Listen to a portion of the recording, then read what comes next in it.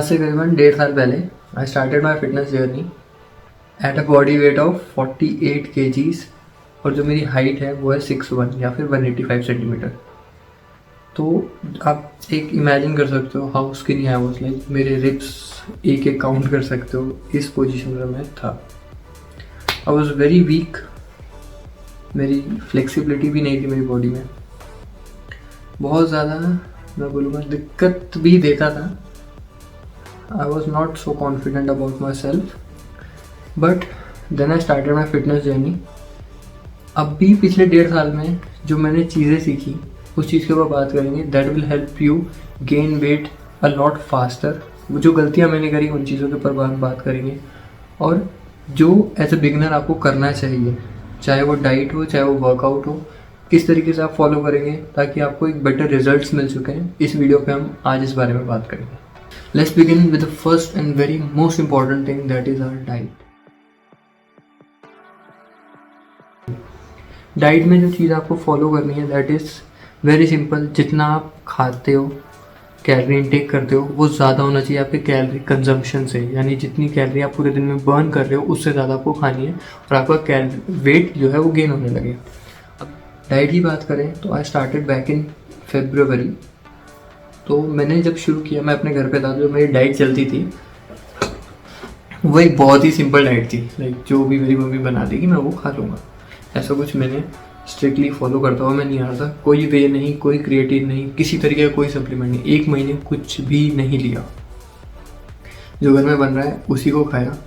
अब ऐसा किया कि जहाँ मैं 4 रोटी खा रहा था मैंने 5 करी, उसको 6 किया। चावल 1 टाइम खा रहा था उसको 2 टाइम किया।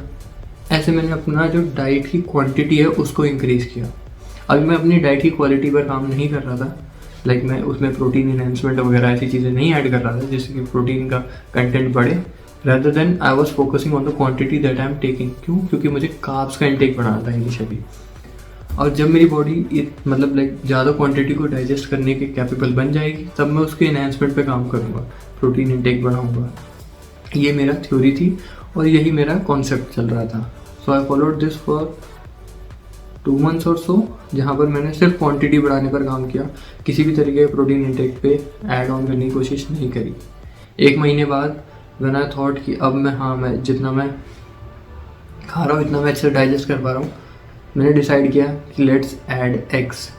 तो जो फर्स्ट ऐड ऑन चीज़ थी मेरी डाइट में वो थी मेरी एग्स।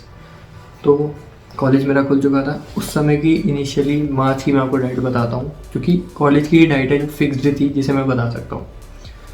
जिसमें सबसे पहले सुबह एक आलू का पराठा आता था जो कि एक डिसेंट साइज़ का होता था। उसके बाद 2 एग्स, दोपहर में कुछ नहीं, मतलब लंच से पहले कुछ नहीं, लंच में रोटी चावल सब्जी और दाल। यही सेम डिनर भी होता था। जिम से पहले केले खा लिए और फिर रात में सो गए। इतना ही, कोई डाइट में कुछ ऐसा स्पेशल नहीं दिखेगा आपको। 2 महीने के बाद मैंने वे ऐड किया और वे का जो मेरी टाइमिंग थी वो थी रात की। लाइक मैंने रात में वेट लेना शुरू किया। आपकी अपनी मर्जी है, मेरा कोई ओपिनियन नहीं है कि आप सुबह लो शाम को लो, भाई जैसे लेना लो। कैलोरी इंटेक पूरा होना चाहिए, प्रोटीन इंटेक पूरा होना चाहिए। तो मैंने प्रोटीन लेना स्टार्ट किया रात में। उसके बाद जो सेकेंड चीज़ है मैंने ऐड की दैट वॉज क्रिएटिन के बाद स्लोली मैंने पीनट बटर भी ऐड किया। तो बाय अगस्त जो मेरी डाइट थी वो थी सेम आलू का पराठा। एग्स की क्वांटिटी भी इंक्रीज़ हो गई थी। जब मुझे 8-9 महीने के आसपास हो गए थे तब मैंने इसको और इन्हेंस किया। Like I started eating 6 to 10 eggs के रेंज में मैं खाना स्टार्ट कर दिया था। क्योंकि सर्दियाँ भी आ गई थी तो ये अब दिक्कत नहीं दे रहा था मुझे। तो जो मेरी डाइट थी उसमें मॉर्निंग में 6 to 10 एग्स आ चुके थे।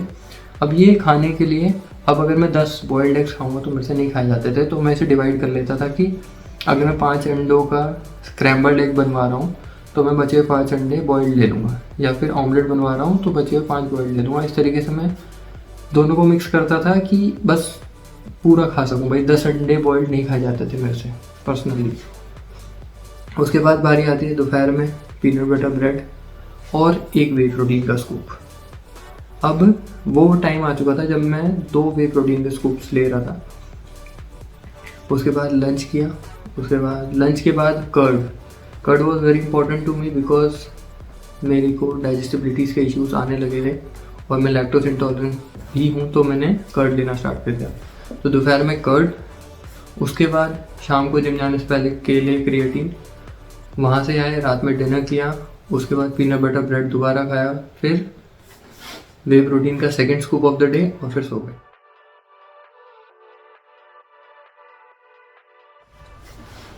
Let's talk about the second most important thing, that is your workout plan.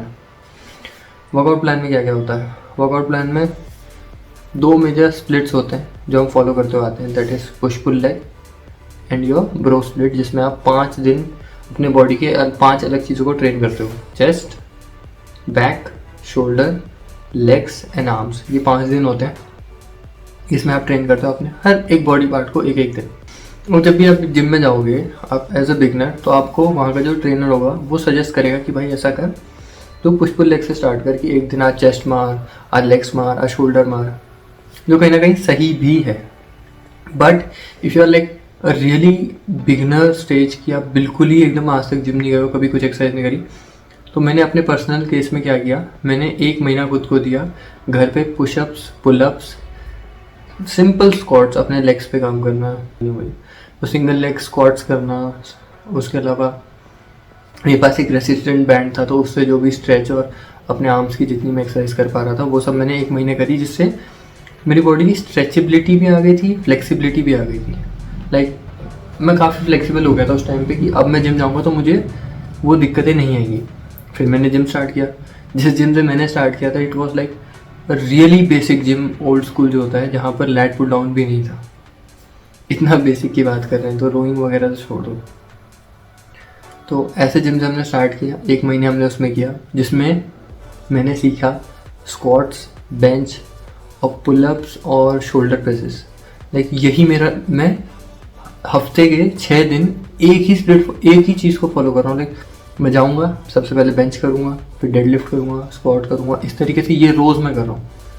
इसके बाद जब मुझे लगा कि now the time has come कि अब मुझे जिम चेंज करना होगा, एक कॉम्प्लेक्स या फिर एक अच्छे जिम में जाने की ज़रूरत होगी जहाँ पर अच्छी मशीन्स हो, तो मैंने जाना स्टार्ट किया। वहाँ जाते ही लगभग सितंबर टू अक्टूबर तक मैंने जो चीज़ फॉलो करी, दैट वाज ब्रो स्प्लिट, की मैं हर एक दिन एक बॉडी पार्ट को ट्रेन कर रहा हूँ। किसी दिन शोल्डर, किसी दिन चेस्ट, किसी दिन लेग्स, ऐसे करके मैं ट्रेन करा पूरे के पूरे 6 या 7 या 8 महीने के आसपास। देन एक दिन अचानक से one of my friends told me कि यार ऐसा करते हैं, पुश पुल लेग स्टार्ट करते हैं। तो हमने पुश पुल लेग करना स्टार्ट किया, और पिछले 1 साल से मैं चाह कर भी दोबारा से ब्रो स्प्लिट पे नहीं जा पा रहा हूँ, क्योंकि ब्रो स्प्लिट में मुझे हो ही नहीं पा रहा। लाइक मेरा रूटीन ऐसा बना हुआ है अभी कि अगर मैं 2 चेस्ट की एक्सरसाइज मारता हूँ तो मैं तीसरी मारने लायक ही नहीं बचता हूँ। तो फिर मुझे नहीं समझ में आता कि मैं कैसे 4 एक्सरसाइज मारूँ चेस्ट की। तो मेरे लिए पुश पुल लेग ही चल रहा है। तो पिछले 1 साल से मैं पुश पुल लेग फॉलो कर रहा हूँ। पुश पुल लेग में क्या होता है कि आप जितनी भी आपकी पुश वाली मूवमेंट्स हैं वो आप 1 दिन करते हो, जितनी भी आपकी पुल वाली मूवमेंट्स हैं वो आप 1 दिन करते हो। 2 दिन हो गए, तीसरे दिन आप लेग्स मारते हो। लेग्स के साथ मैं करता हूँ एब्स की ट्रेनिंग भी, अभी तो नहीं करना, तो लेग्स भी बहुत मतलब स्किप करने लगा हूँ पिछले 1 महीने से, बट उसे मैं सही करूँगा। तो ये इस स्प्लिट का फ़ायदा क्या होता है कि आपको हर एक बॉडी पार्ट को ट्रेन करने के लिए हफ्ते में 2 दिन मिलते हैं। पहले जहाँ आपको एक बॉडी पार्ट को ट्रेन करने के लिए 1 दिन मिल रहा था, अब आपको 2 दिन मिलते हैं। इसकी वजह से रिजल्ट्स बेटर आते हैं, ये सच है, अगर आपकी डाइट अच्छी है तो। आज की वीडियो में बस इतना ही। I hope you guys like the video. अगर आपको कहीं भी कुछ भी क्वेरी हो तो कमेंट कर सकते हो। And I am saying it right now, if you like the video please subscribe, क्योंकि करना चाहिए।